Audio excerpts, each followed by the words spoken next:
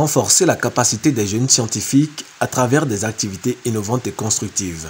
Ce lundi 30 août 2021 au campus numérique francophone de Cotonou, l'association de 129 jeunes scientifiques lance le premier numéro de Parcours Sciences, une initiative qui vise à promouvoir le leadership et l'excellence scientifique au service du développement. Pour ce premier numéro, la coordination de l'association a invité l'un des jeunes brillants chercheurs du Bénin, Dr Victorien Douillon. Il est enseignant-chercheur au département de génie de biologie humaine à l'école polytechnique d'Abomey-Calavi.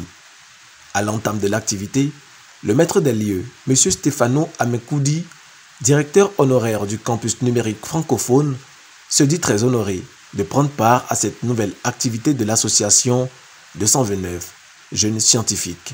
C'est un grand honneur pour moi d'être devant vous cet après-midi pour participer et assister au lancement de la première édition de cette nouvelle activité de la coordination, de cette première activité de l'association 229 jeunes scientifiques que j'ai eu l'honneur là également et le plaisir de voir naître, si je puis dire ainsi, et d'accompagner dans la mesure des moyens qui sont ceux de l'agence universitaire de la francophonie. Microbiologiste de spécialité, Dr Victorien Douillon entretient les participants sur le thème Leadership scientifique et marketing de soi du jeune chercheur.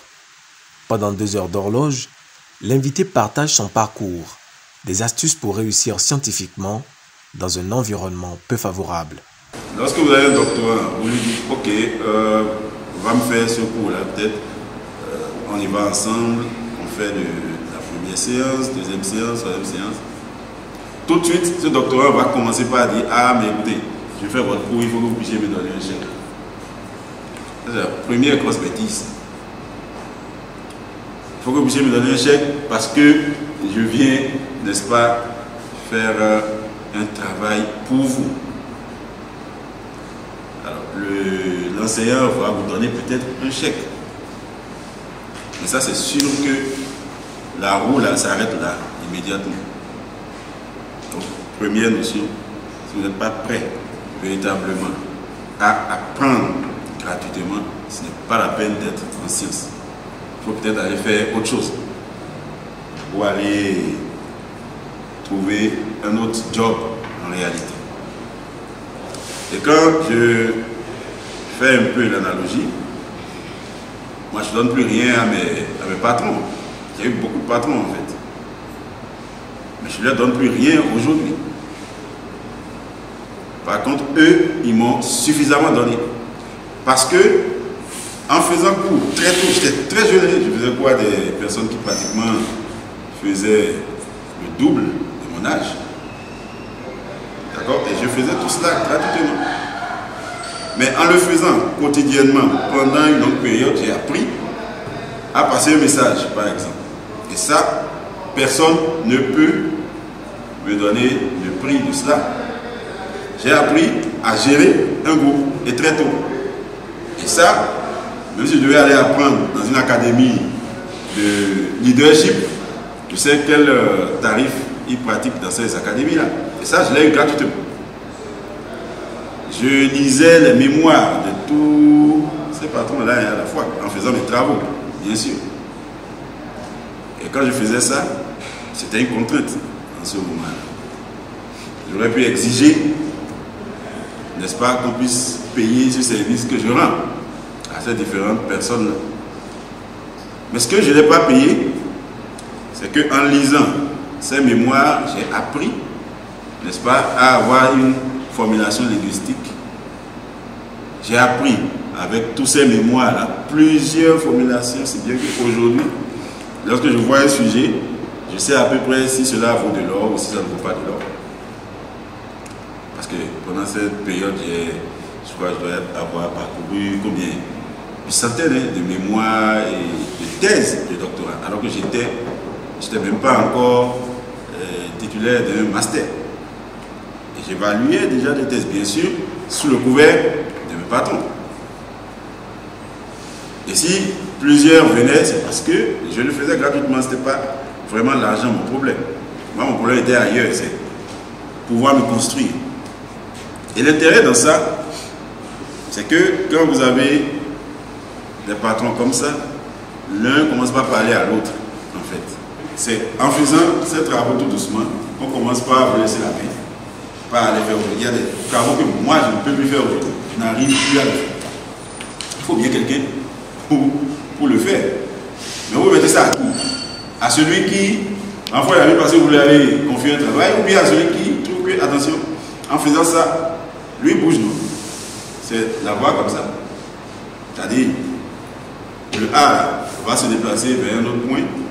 La nature a horreur le vide. Il faut quelqu'un pour venir combler ce A, ainsi de suite. Vous voyez, le travail dans une industrie, c'est comme ça que ça passe. Mais vous êtes à la fin de la chaîne, vous voulez griller tout ce qu'il y a au beau milieu pour venir au début. Il y aura un crash quelque part. Et généralement, ce crash est en défaveur du jeune chercheur en réalité. Et surtout, je dis souvent, il faut rester enfant. Bon, moi je prends la science comme de l'amusement en fait. Je prends mon travail comme de l'amusement. Et quand vous vous amusez, vous n'êtes pas fatigué en fait. Et quand vous vous amusez, ça devient beaucoup plus une passion qu'un travail en réalité. Évitez toujours de faire de la science un travail. Ça doit être une passion, quelque chose que vous faites spontanément. Quelque chose, vous devez lire un article spontanément, vous allez le lire. Vous devez acheter un livre spontanément, vous allez l'acheter. Mais vous ne le faites pas parce que, vous le faites par passion, par amour pour la chose. Après un fructueux partage, est venue la phase des questions-réponses. Les participants se disent satisfaits. Je suis très satisfaite de cette première séance et je souhaite vivement que cela se réitère. J'ai beaucoup appris et donc je crois que j'ai bien fait de venir et je crois que les jeunes comme moi qui ont envie de faire carrière dans la recherche doivent pour les fois prochaines ne vraiment pas rater pour aucune occasion ces genres de rencontres parce que c'est vraiment des rencontres où on apprend beaucoup. Et moi, j'ai beaucoup appris et je remercie beaucoup l'association, mais aussi l'invité du jour qui a vraiment partagé et qui a tout donné. C'est très important de voir les personnes qui ont déjà réussi. Parce que quand tu veux aller quelque part et qu'il y a des gens qui ont déjà pu aller là, c'est quand même important d'aller écouter et de voir ces gens-là et d'apprendre d'eux parce qu'on ne peut pas y arriver tout seul. Cette activité a été initiée parce que nous avons constaté qu'il n'existe pas d'initiative similaire au Bénin, c'est-à-dire d'initiatives qui permettent de mettre en contact très facilement des chercheurs qui ont réussi avec des jeunes chercheurs qui pourraient faire d'eux des sources d'inspiration ou des modèles pour réussir. Donc c'est pour combler ce fossé que cette activité a été initiée. Ce numéro a vraiment comblé nos attentes. D'abord parce que il y a une certaine ferveur de la part de la communauté scientifique. Il y a eu beaucoup de candidatures, beaucoup de personnes qui auraient voulu être là. Mais malheureusement, à cause de la pandémie de la Covid-19 et pour le respect des mesures gouvernementales, nous avons dû limiter le nombre. Sinon, il y a beaucoup plus de personnes qui auraient voulu participer. Au-delà de ça, lors de la séance, nous avons constaté que l'invité a été très ouvert.